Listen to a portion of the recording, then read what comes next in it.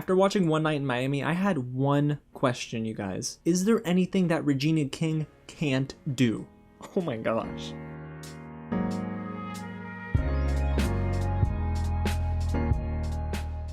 What's going on, you guys? James here with another real review, and I'm so excited to finally talk about One Night in Miami, streaming exclusively on Prime Video January 15th. Thank you guys so much for sending me a link early to review this film. It's directed by the queen herself, Regina King, written by co-director of Soul, Kemp Powers, and this film is actually based on his stage play, One Night in Miami, and it stars Kingsley Ben-Adir, who plays Malcolm X, Eli Gore, who plays Muhammad Ali, Aldis, Hodge, who plays Jim Brown, and Leslie Odom Jr., who plays the legend Sam Cooke. Now, if you don't know what One Night in Miami is all about, shame on you. No, I'm just kidding. But the film is getting a ton of Oscar buzz, and this is a movie that is going to contend for a ton of awards this season. One Night in Miami is a fictional account of one incredible night at the Hampton House here in South Florida, where Muhammad Ali, Malcolm X, Sam Cooke, and Jim Brown gathered to discuss their roles in the civil rights movement of the 60s. This is a movie that just blew my mind. Now, before I tell you what I loved about this film, if it is your first time here at the channel, guys, welcome to Real James, where I review movies and TV shows early for you all the time. So if you want to see much more of that, go ahead and hit the big red button below, subscribe to the channel,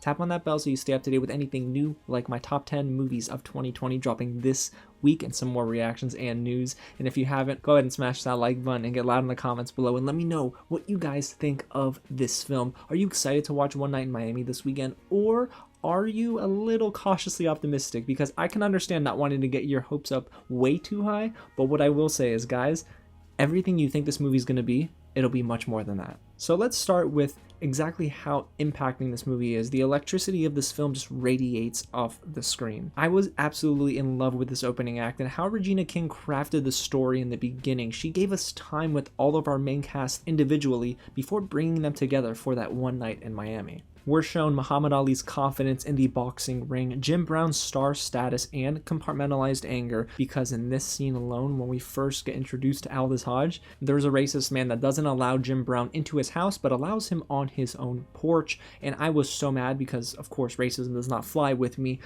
but Aldis Hodge already in the first 5 minutes gave an amazing performance. But then we move on to Sam Cooke, who is making chart-topping hints, and lastly, Regina King focuses on Malcolm X, who is adamant on fighting back against racists far and wide. Now, I so badly want to talk to you guys right now about these performances, but I think we need to go ahead and spend some time with Regina King. Her direction was amazing. I've always known her to be one of the best in the business, and she has directed episodes of various TV shows like Scandal, so I was super excited to see her get a shot at directing a feature-length film, and boy did she knock it out of the park. Her directorial debut could not have gone any better, and I love the fact that her vision is always close at hand. She doesn't overcomplicate scenes, instead she strips it down to a surface level and allows the viewer to be invited into the room with these men. There's a certain tightness to her direction, and there's absolutely no reason why she should not be in awards consideration this year. I'm serious. Golden Globes, the Academy, y'all better include her name in Best Director.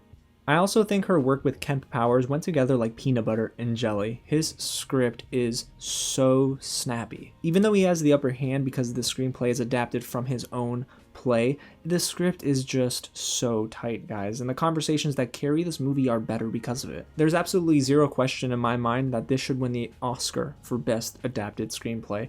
I mean, there are just some moments here that I did not think could have been possible in a single movie that is so exposition heavy and dialogue heavy, and I was very happy to see Kemp Powers being given this liberty to write whatever bit of dialogue he wanted, and he went in this direction, which was just so powerful, so poignant, and very timely. And if you're looking for a little bit of levity, yes, there's some humor in this script by way of one Eli Gore, who is just so good. I mean, yes, everyone else has their moments, but Eli Gore is just embodying the charisma and confidence and charm of Muhammad Ali. So you know what? Let's go ahead and dive into the acting, which here is just unreal. Eli Gore delivers single-handedly the best on-screen Muhammad Ali that I've ever seen, topping Will Smith's portrayal of the boxing legend back in 2001. And I remember watching Ali in a barbershop and then watching it at home on TV and being blown away. But the thing is, there's something about Eli Gore in which he just conveys a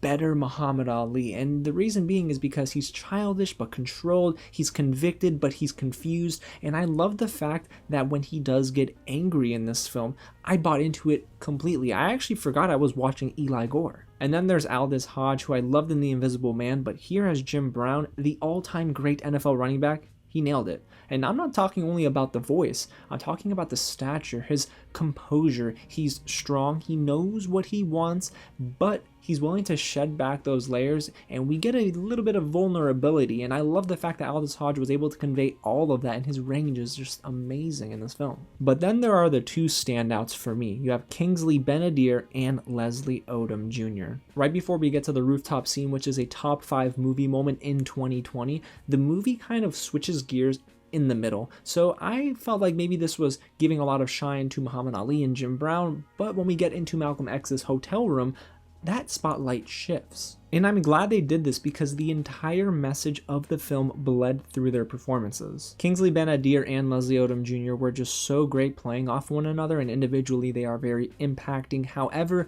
I think for me, their arguments were the highlight here, because even though I'm used to hearing arguments that are just shouting matches, there was purpose to their passion in these moments. It became less about the argument and more about the impassioned message of using your God-given talents to help a community that sadly is still being treated unequally today. And outside of that, I could not stop thinking about how well our actors were utilizing set pieces. One moment that sticks out to me is actually this concert in Boston where Sam Cooke is performing. He's following up Jackie Wilson, and he's making the best of a situation that is otherwise unfortunate. I won't spoil it, of course, but it's something about how authentic the movie felt, and these actors really just made me forget that, oh my gosh, I'm watching Leslie Odom Jr. I thought I was watching Sam Cooke. And overall, the casting in this movie is just aces. It's nearly perfect on all fronts. It was so cool to see Lance Reddick and Michael Imperioli. I love them both, but I don't know what it was about these supporting actors here that even though they had minor roles and they didn't maybe get as much screen time, guys, each of them left me feeling a certain way. I was moved, and that I can't say that a lot about supporting actors in most movies in 2020. So with all that praise and me absolutely loving this film, what in the heck could be a negative for One Night in Miami? Well, I had one minor complaint. It's very tiny, and yes, you could probably say this is nitpicking, but for about 10 minutes, I was left feeling that maybe the movie's lingering in one place for too long, and this comes right before the second act, that transition to when we get to the arguments between Sam Cooke and Malcolm X, and then eventually the rooftop scene. I felt like maybe the movie could have done with a change in pace because it felt like conversations were blending together. However, it didn't last long, and luckily the rest of the film from that point on was a gut punch, and I was speechless. So overall, you guys, One Night in Miami is arguably one of the best movies of 2020. For me, it is in my top 10. Now, I won't tell you where it is, but I'll let you know later this week. However, I will tell anyone and everyone to watch this film. For a first feature-length film, a debut movie for Regina King in the director's chair, she knocked it out of the park. Each actor is just unreal. They are given their own moments to shine. Each of them had a definitive scene. I mean, that rooftop scene, I had to rewind, guys, and watch it again because it's so good. And I love the message behind the movie. It's a ton of guys at different points in their careers, and they all have so much talent, and it's up to them to come together and get other people motivated for one central cause, which is to be treated equally. They're fighting for something bigger than themselves. And man, I don't know what else to say other than One Night in Miami is the result of when you have acting, directing, and writing working together in perfect harmony. So One Night in Miami is definitely an A+ film. You guys need to check it out this weekend on Amazon Prime, and I can't wait to hear what you have to say about it. So get loud in the comments below, guys, and let me know your thoughts on this film. And if you haven't, go ahead and hit the big red button below. Subscribe to the channel so you can see me smile more about movies in 2021. Alrighty, y'all. Well, I'm gonna go watch this movie again. I'm serious. Until next time, guys, thank you so much for watching, and I'll catch you at the next screening.